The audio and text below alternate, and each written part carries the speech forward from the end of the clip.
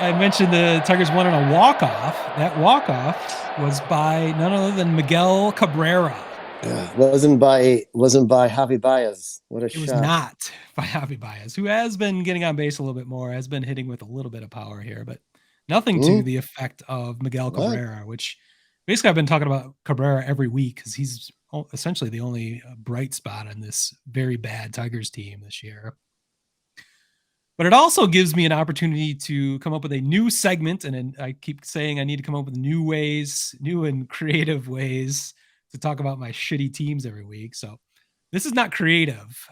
Literally, I am stealing a trope from almost every other baseball podcast you may or may not listen to, where they have a mailbag segment. So, of course, we have to do it in our own special asshole-ish way. I'm going to call this mail fraud because we are not big enough to get hundreds of questions from our listeners and social media followers to parse those down into one or two good questions a week. Let alone Go ahead any. and go ahead and ask. We will certainly bring this to the air if you have good questions, and we're here for you. So instead, I'm just going to rip off other podcast questions that I think are appropriate and fun to talk about at least. So that's where the mail fraud comes in. This week, I am ripping off Buster Olney and the ESPN Baseball Tonight podcast, who had a Bleacher Tweet segment, hashtag Bleacher Tweets. Keep those coming because we'll be sure to rip those off continuously.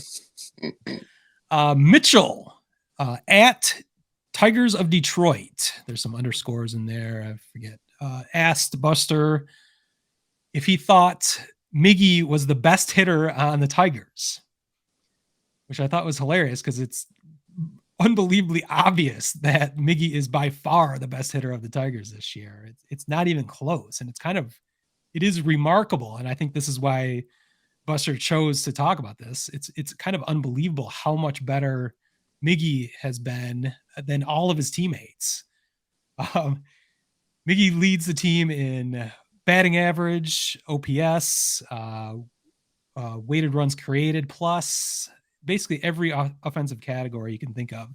I know, batting average is kind of a passe stat, but it's not when Miggy's batting average. He's the only one. He's hitting 300 now after last night.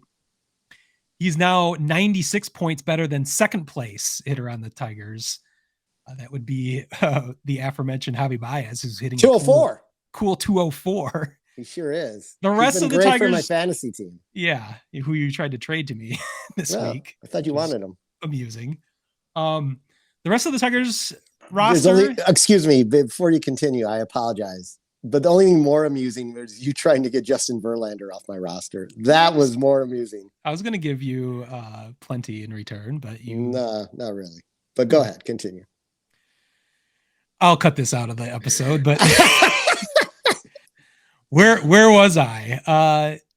The Miggy's rest of the Tigers batting order is all below 200. There's one 200 hitter, and that is 204 with Javi Baez, and there's one 300 hitter, that is Miguel Cabrera. So it's unbelievable, especially at his advanced age. As I've talked about over and over again, how he's having a really good season, and it is so much better than the rest of his teammates. It's crazy.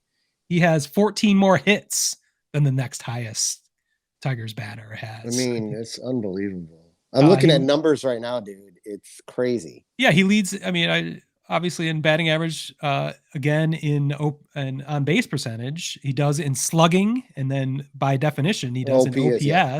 Well, his OPS plus is 125, and Baez's is 69. Yeah, and it only gets worse from there. Yeah, so I'm sorry, man. I actually kind of feel bad for you. Wow. I do because I was not trying to elicit sympathy, but thank you. I do feel like, and this is a common thing said by me from my White Sox, but I feel like the Tigers' offense is better than this. It is, and that's why it's unfortunately it will return to form at some point, but it's too late already. The same thing happened last year that I've been going on and on about. They had a terrible first month, and we're now into territory where they are worse than they started out last year.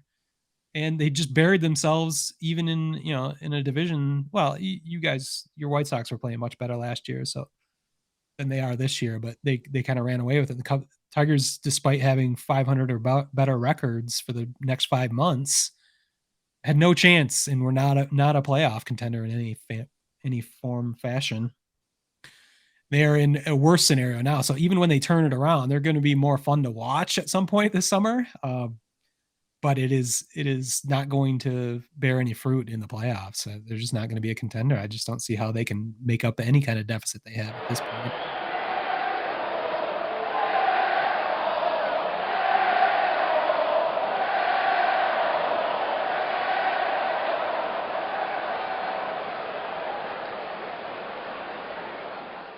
Word Hole Media.